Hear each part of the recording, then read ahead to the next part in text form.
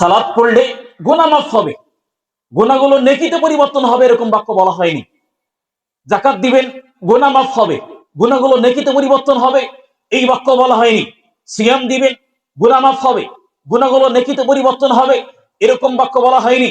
হজ করবেন, একই বিধান, কিন্তু বলেছেন কোন ব্যক্তি যদি কোনো দিনই বৈঠকে আসে, দিনই মজলিসে এসে দাঁড়িয়ে না থেকে বসতে পারে, চুপচাপ মনোযোগ সহকারে কথা শুনতে পারে, বৈঠকের শেষ পর্যন্ত থাকতে পারে, ওই ব্যক্তি যত গুনাহ করেছিল প্রত্যেকটা গুনাহ ক্ষমা করে দেওয়া হবে, এবং ওয়াবুদ্দিলাকুম সাইয়্যাতিকুম হাসানাত, যত গুনাহ করেছিল ওই পরিমাণ নেকি তার আমলনামায় দিয়ে দেওয়া হবে। সুবহানাল্লাহ ওয়া বিহামদিহি। তাহলে যদি এখানে আপনি বসেন, আপনার কি লস হচ্ছে না লাভ হচ্ছে? সুবহানাল্লাহ। আপনি বোঝেন, সুদ খেয়েছেন, ঘুষ খেয়েছেন, জিনা করেছেন, গান শুনেছেন, জুয়া খেলেছেন, যতই অশ্লীল কাজ করেছেন, হারাম কাজ করেছেন, এত অফার দিয়েছেন, এই সমস্ত গুনাহ মাফ হয়ে যাচ্ছে, এমনকি সুদ খাওয়া পাপও নাকি নেকিতে পরিবর্তন হচ্ছে। সুবহানাল্লাহ।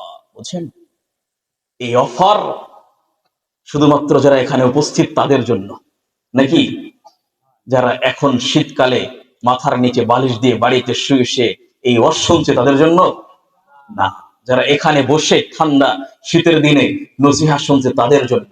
যে হাদিস ইমাম তাবারানী মুজামুল কবির 631 নম্বর হাদিস, রাসূল মুহাম্মদ সাল্লাল্লাহু আলাইহি ওয়াসাল্লাম বলছেন, যদি কোনো মানুষ কোনো দিনই বৈঠকে উপস্থিত হয়, দিনই মজলিসে উপস্থিত হয়, আর এখানে এসে যদি 3টা কাজ করতে পারে, তার জন্য বিশেষ অফার রাসূল মুহাম্মদ সাল্লাল্লাহু আলাইহি ওয়াসাল্লাম রেখেছেন। রাসূলুল্লাহ সাল্লাল্লাহু আলাইহি ওয়াসাল্লাম বলছেন, কোন ব্যক্তি যদি কোনো দিনই বৈঠকে আসে, ইসলামী হালাকায় ওয়াজ নসিহত তালিম তাদরিস ইত্যাদি কোনো দিনই বৈঠকে যদি উপস্থিত হয়, উপস্থিত হয়ে দাঁড়িয়ে না থেকে বসতে পারে, দাঁড়িয়ে না থেকে বসতে হবে। প্রথম কথা, 3টা কথা, যে প্রথম হচ্ছে দাঁড়িয়ে থাকা যাবে না, বসতে হবে। নাম্বার 2 হচ্ছে বসলেই হবে না, মনোযোগ সহকারে কথা শুনতে হবে। আপনি বসে বাদাম খাবেন, বসে ঘুমাবেন, একে অপরে কথা বলবেন, রাসূল বলছে এরকমটা হলে হবে না, বরং বসে মনোযোগ সহকারে খতিব সাহেব, বক্তা সাহেব যে নসিহাগুলো করে এগুলো মনোযোগ সহকারে শুনতে হবে। নাম্বার 3 বলেছেন বৈঠকের শেষ পর্যন্ত থাকতে হবে। 3টা কাজ বলেছেন। 1, দাঁড়িয়ে থাকা যাবে না, বসতে হবে।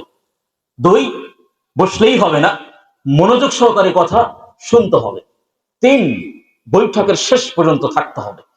3টা কাজ যারা করবে, রাসূলুল্লাহ সাল্লাল্লাহু আলাইহি ওয়াসাল্লাম বলছেন, ক্বাদ গফারাল্লাহু লাকুম যুনুবাকুম, ওই ব্যক্তির জীবনের সমস্ত গুনাহকে আল্লাহ মাফ করে দিবেন। সুবহানাল্লাহ।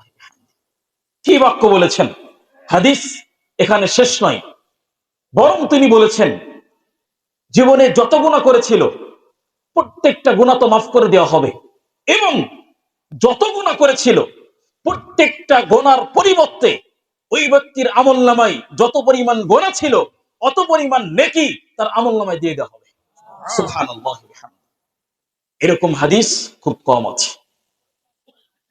কম আছে বলতে বলা হয়েছে তোমরা সালাত আদায় করবে, সালাত আদায় করলে তোমাদের গুনাহগুলো মাফ হবে, কিন্তু এই কথা বলা হয়নি যে গুনাহগুলো নেকিতে পরিবর্তন হবে।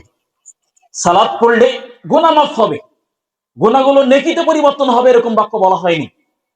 যাকাত দিবেন, গুনাহ মাফ হবে, গুনাহগুলো নেকিতে পরিবর্তন হবে, এই বাক্য বলা হয়নি।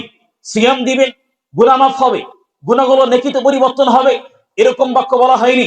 হজ করবেন, একই বিধান, কিন্তু বলেছেন কোন ব্যক্তি যদি কোনো দিনই বৈঠকে আসে, দিনই মজলিসে এসে দাঁড়িয়ে না থেকে বসতে পারে, চুপচাপ মনোযোগ সহকারে কথা শুনতে পারে, বৈঠকের শেষ পর্যন্ত থাকতে পারে, ওই ব্যক্তি যত গুনাহ করেছিল প্রত্যেকটা গুনাহ ক্ষমা করে দেওয়া হবে, এবং ওয়াবুদ্দিলাকুম সাইয়্যাতিকুম হাসানাত, যত গুনাহ করেছিল ওই পরিমাণ নেকি তার আমলনামায় দিয়ে দেওয়া হবে।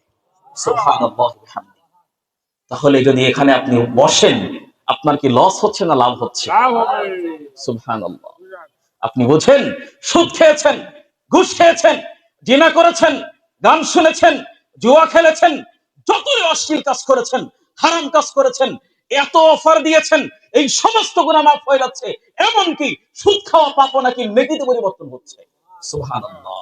বুঝছেন, এই অফার শুধুমাত্র যারা এখানে উপস্থিত তাদের জন্য নাকি?